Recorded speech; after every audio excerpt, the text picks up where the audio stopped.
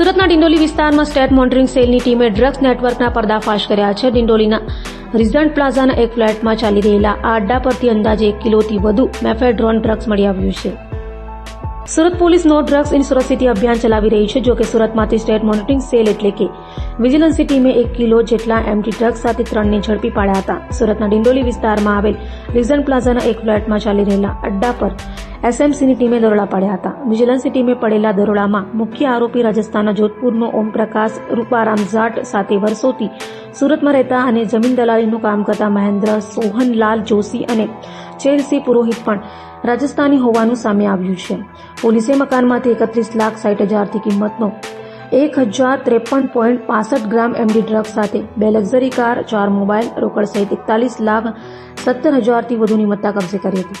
ભાગી છૂટેલા 3 સૂત્રધારો અમિત કાબા, રાજેશ પાટીદાર અને કંવરપાલ સિંહને વોન્ટેડ જાહેર કરી વધુ તપાસ હાથ ધરાઈ છે.